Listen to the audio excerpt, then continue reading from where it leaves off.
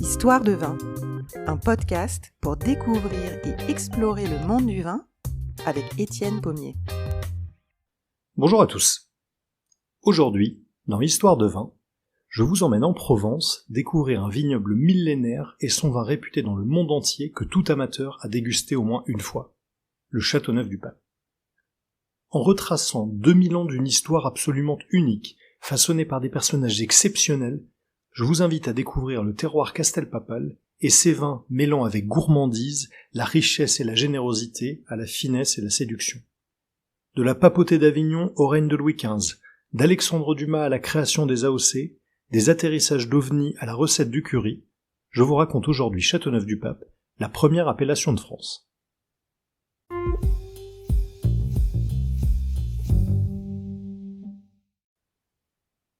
Si vous descendez la vallée du Rhône depuis le nord, après Montélimar, vous verrez le paysage s'ouvrir à hauteur de Saint-Paul-Trois-Châteaux, sur une plaine faiblement vallonnée et dominée par la masse imposante du Mont Ventoux. Arrivés à Orange, vous prendrez la départementale 68 qui serpente vers le sud à travers les vignes jusqu'à croiser une petite route sur votre droite avec une arche en pierre.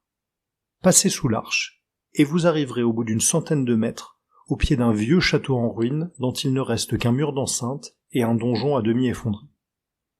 Au pied de la tour, une terrasse dévoile à vos yeux un vaste panorama des montagnes du Luberon au loin jusqu'à la cité d'Avignon et aux berges du Rhône. À vos pieds se niche un petit village comme un îlot au milieu d'une mer de vignes d'un vert brillant sous le soleil. Vous êtes arrivé à Châteauneuf-du-Pape. Les cadastres de l'empereur Vespasien établis en 77 et des archives du XIe siècle attestaient déjà de l'existence d'un village fortifié sur cette colline, appelé alors Castrum Novum. En 1157, le village devient une possession épiscopale de l'évêque d'Avignon et change bientôt de nom pour devenir Châteauneuf-Calcernier, ce terme faisant référence à la chaux produite en grande quantité sur la commune. En 1309, la papauté s'installe à Avignon et commence alors une période faste pour le village, avec la construction du château et le développement du vignoble. Si l'achat de vin du cru est attesté pour le Palais des Papes, il semblerait que les souverains pontifes n'aient peut-être pas fait autant pour sa promotion qu'on le dit couramment. Dans son ouvrage Le désir du vin, publié chez Artem Fayard en 2009, l'historien Jean-Robert Pitt suggère d'ailleurs que les papes étaient sans doute plus amateurs de Bourgogne, ce qui expliquerait que la renommée de Châteauneuf soit restée en retrait par rapport aux vins de Bordeaux, de Bourgogne ou d'Anjou dans les siècles suivants. Néanmoins, un domaine arrive très tôt à se faire connaître et à se forger une réputation d'excellence, le château Lanert. En 1560, la famille Tulle de Villefranche achète une propriété dans le village et ambitionne d'en faire un domaine phare de la vallée du Rhône. Ils lancent la construction d'un château et commencent à vendre des vins en bouteille à partir de 1776, ce qui est une révolution dans la région pour l'époque. Grands voyageurs et ambassadeurs de leurs vins, ils vendent bientôt leur cru de Lanert aux meilleures tables de France et d'Europe et commencent à exporter en Amérique du Nord dès 1786. Dans son grand dictionnaire de cuisine, Alexandre Dumas citait d'ailleurs le vin de Lanert comme l'un des crus que tout amateur devait avoir dans sa cave pour bien recevoir et marier mets et vins à la perfection. Mais vers la fin du XIXe siècle, un ennemi terrible, quoique minuscule, vient frapper au cœur le vignoble de Châteauneuf-du-Pape, le phylloxéra. Le phylloxéra est un puceron ravageur de la vigne qui vit dans le sol et ponctionne les racines pour se nourrir. Ce faisant, il entraîne une dégénérescence de la plante qui meurt en quelques années. Originaire d'Amérique du Nord, il est repéré pour la première fois en France en 1861 près de Roquemaure à 10 km de Châteauneuf-du-Pape. En quelques années, le phylloxéra va détruire les vignes de Châteauneuf et près de 80% des vignobles européens avant qu'une solution ne soit finalement trouvée. Le greffage du pied de vigne européen sur une souche américaine immunisée contre le parasite est communément appelée porte-greffe. Les racines de la plante américaine étant insensibles à la piqûre du parasite, qui est toujours présent dans nos sols aujourd'hui, le greffon, avec la variété originale, peut se développer et produire à nouveau.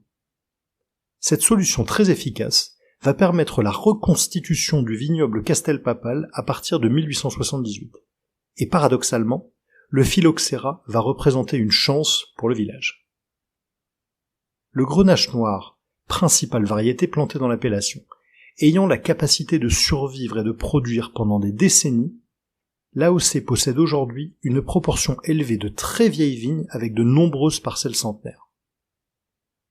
En 1877, ravagé par le phylloxéra, le célèbre château Lannert est racheté par le commandant Joseph Ducos, qui entreprend avec ardeur la restauration du vignoble du domaine.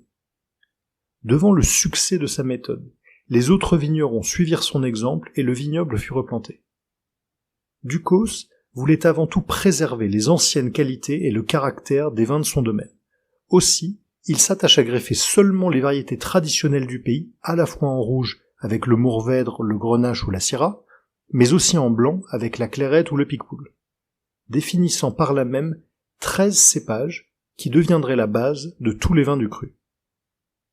Joseph Ducos, devenu député maire de la commune, est aussi accrédité d'un formidable coup marketing en 1893, abandonnant le nom de Châteauneuf-Calcernier pour renommer le village Châteauneuf-du-Pape. À la génération suivante, le flambeau de ce pionnier visionnaire sera repris par un autre personnage exceptionnel qui va transformer à jamais le paysage viticole français, le baron Leroy.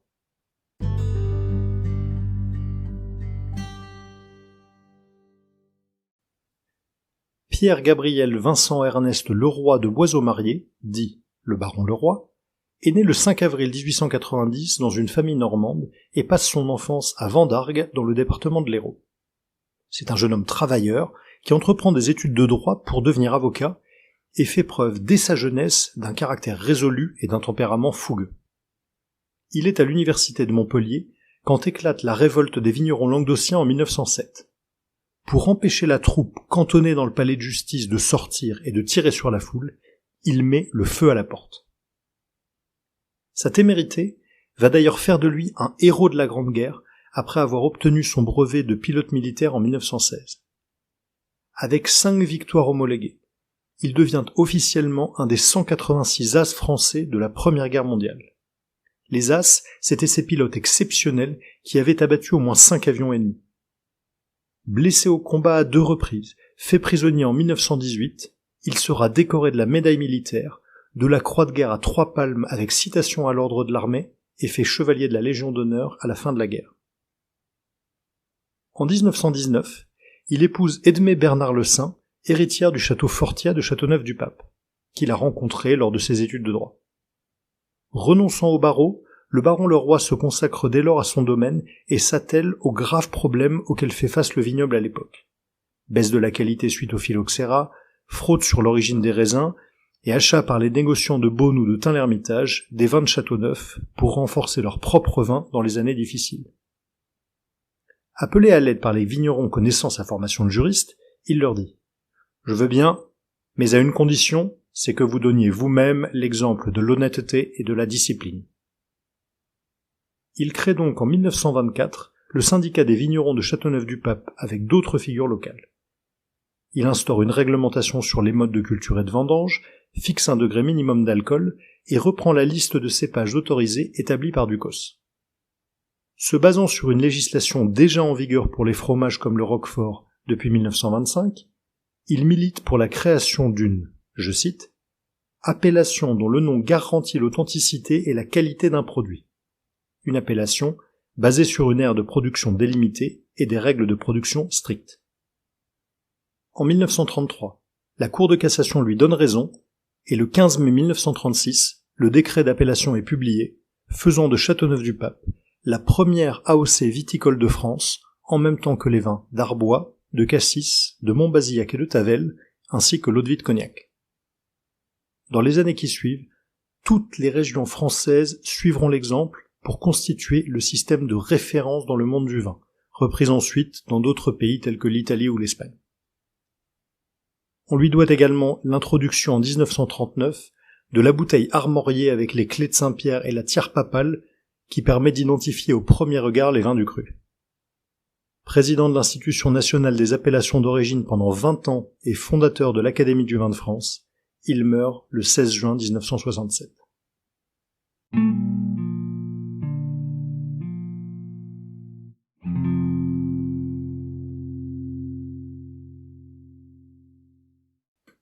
Le vignoble de Châteauneuf-du-Pape compte aujourd'hui 3200 hectares répartis sur 5 communes et cultivés par 320 producteurs indépendants. Le climat y est méditerranéen, chaud, et c'est le plus sec des Côtes-du-Rhône avec la majorité des précipitations en hiver. Mais il est surtout vanté avec le fameux Mistral, ce vent du nord puissant et soutenu qui a déjà été mesuré à plus de 300 km/h au sommet du Mont Ventoux. Le Mistral rafraîchit et assèche l'air, ce qui limite le développement des maladies de la vigne et contribue à concentrer les raisins par dessiccation. L'aire d'appellation Châteauneuf-du-Pape est marquée par une diversité géologique que le géologue Georges Truc distingue en 4 grands types de terroirs. Il y a d'abord les éclats calcaires, dans l'ouest de l'AOC, près des berges du Rhône.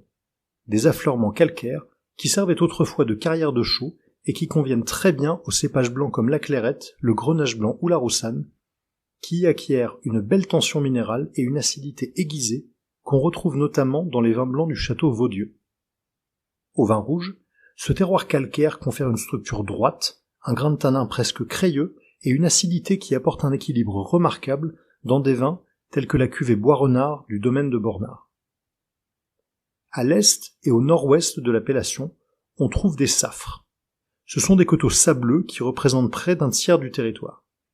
Le Grenache noir se plaît particulièrement sur ces sols très drainants et y donne des vins rouges complexes et suaves avec des tanins d'une grande finesse, comme au Château Rayas ou au domaine de la Vieille Julienne.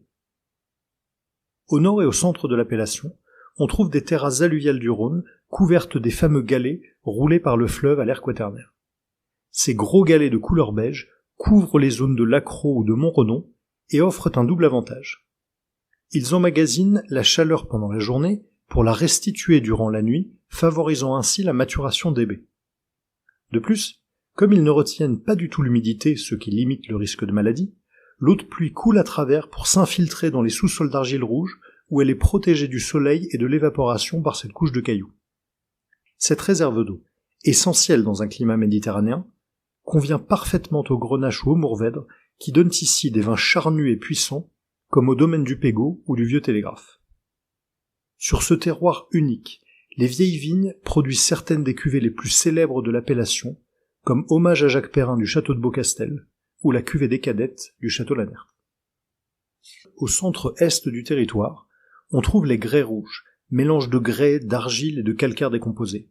Ce terroir minoritaire dans l'appellation convient aussi bien aux cépages rouges que blancs et produit des vins sur l'élégance et la finesse le plus souvent utilisés dans des cuvées d'assemblage. À la complexité géologique des terroirs s'ajoute la grande variété de cépages plantés dans l'appellation. Le terme de cépage correspond à une variété de l'espèce de vigne Vitis vinifera, utilisée pour la production du raisin. Pour les autres fruits, tels que les pommes, on parle de variété, Fuji, Gala, Golden. Pour le raisin, on parle de cépage. À Châteauneuf-du-Pape sont autorisés les 13 cépages listés par Joseph Ducos voilà plus d'un siècle. Le Grenache, le Mourvèdre, la Syrah, le Cinsault, la Counoise, le Muscardin, le Vaccarès et le Terret noir en rouge, ainsi que la Clairette, le Bourboulinque, le Picpoul, la Roussanne et le Picardin en blanc. Sont également autorisées les mutations de ces cépages dans d'autres couleurs, comme le Grenache blanc par exemple. Cette extraordinaire diversité permet aux vignerons de rechercher l'adéquation parfaite entre les différents types de sols et les cépages qui s'y exprimeront le mieux, comme un compositeur choisit l'instrument pour chaque partition. L'âme de Châteauneuf, c'est le Grenache. C'est lui qui lui donne sa chair, son moelleux et son fruité croquant de fraises ou de cerises presque confites. La charpente des vins est donnée par le Mourvèdre, cépage très riche en tanins et en couleurs, qui apporte ses arômes de mûre, d'olive noire et de gibier, et leur confère une grande longévité. La Syrah amène des tanins fins et une complexité aromatique supplémentaire grâce à ses notes de cassis, de violette et de poivre. Les autres cépages rouges ne constituent le plus souvent qu'une faible part de l'assemblage, mais ils apportent des nuances appréciables comme des épices dans un curry. Le Cinsault et ses arômes d'amande, les notes épicées de la Counoise, la fraîcheur du Muscardin et les parfums floraux du Vaccarès et du Terret noir. Si les vins rouges représentent près de 93% de la production, on trouve aussi 7% de vins blancs. mais aucun rosé. La clairette confère aux blancs leur texture onctueuse ainsi que des arômes de pommes et de pamplemousse, quand le grenache blanc amène sa puissance en bouche et ses nuances anisées. La vivacité provient le plus souvent du Bourboulingue, alors que la Roussanne leur donne du gras et des parfums floraux. Enfin, les notes de pêche du Picpoul et la douceur musquée du Picardon viennent compléter la palette des vins blancs de Châteauneuf-du-Pape. Si l'assemblage Grenache-Syrah-Mourvèdre domine l'appellation, on trouve les 13 cépages dans quelques cuvées, souvent parce que les variétés sont complantées, c'est-à-dire mélangées dans le vignoble au sein d'une même parcelle. Dans les années 2000, la famille Coulon du domaine de Bornard a replanté à parts égales un conservatoire des 13 cépages issus de vieilles vignes du domaine et produit d'un premier millésime en 2012 baptisé Grande Partita, en hommage à la sérénade KV 361 de Mozart jouée par 13 instruments. Le résultat est un vin délicat, d'une grande finesse et d'une complexité aromatique exceptionnelle. La variété des terroirs et des cépages de Châteauneuf, alliée à la diversité des méthodes de conduite du vignoble, de vinification, et pour tout dire de philosophie de ces vignerons, a façonné au fil du temps une des appellations les plus complexes du pays. Mais au-delà de leurs différences, tous les vins de Châteauneuf partagent des traits communs qui ont forgé leur réputation. Un caractère généreux et une profondeur fascinante qui font de ce petit village du Vaucluse une des figures de proue du vignoble français.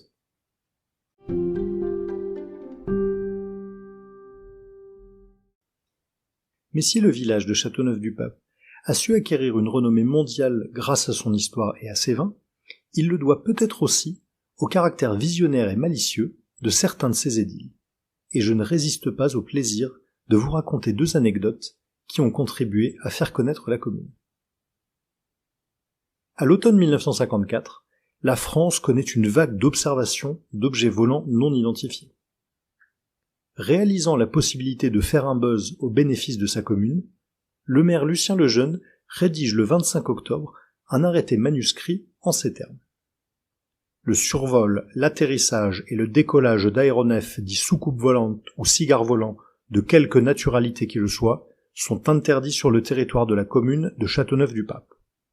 Tout aéronef dit soucoupe volante ou cigare volant qui atterrira sur le territoire de la commune sera immédiatement mis à la fourrière. Le garde champêtre et les gardes particuliers sont chargés, chacun ce qui les concerne, de l'exécution du présent arrêté. Depuis 70 ans, cet arrêté, toujours en vigueur aujourd'hui, a valu à la mairie de recevoir régulièrement lettres et demandes d'interview tant de la part de médias français et étrangers que d'ufologues amateurs à travers le monde. Une galéjade qui s'est avérée être au fil du temps un formidable coup de pub, et gratuit. Si vous venez en visite à Châteauneuf-du-Pape pour découvrir son vignoble et ses caves, il se peut que la fatigue s'empare de vous après quelques dégustations. Rassurez-vous, la commune a tout prévu depuis un arrêté de 1970, à une époque où pourtant les questions d'alcoolémie n'étaient pas centrales. Et qui dit ceci. Attendu qu'il y a lieu de protéger tout visiteur de nos chais pouvant être victime d'une dégustation trop riche de nos vins, il est créé par la commune des emplacements réservés permettant aux dégustateurs en difficulté de se reposer avant de reprendre leur route en toute sécurité. Pendant cette prolongation de séjour, ils seront placés sous la sauvegarde d'une autorité locale qui les entourera des soins les plus attentifs et décidera seule de leur départ après contrôle des conditions exigées par la loi. S'il vous plaît de découvrir un jour le vignoble de Châteauneuf-du-Pape, je vous invite à venir en Provence pour vous perdre dans ce superbe paysage de vignes à 2 pas d'Avignon et à découvrir les caves des nombreux producteurs du village. Vous pourrez y déguster, avec modération bien sûr car l'abus d'alcool est dangereux pour la santé, la grande variété des vins du cru et explorer par vous-même le terroir fascinant de la première appellation viticole de France.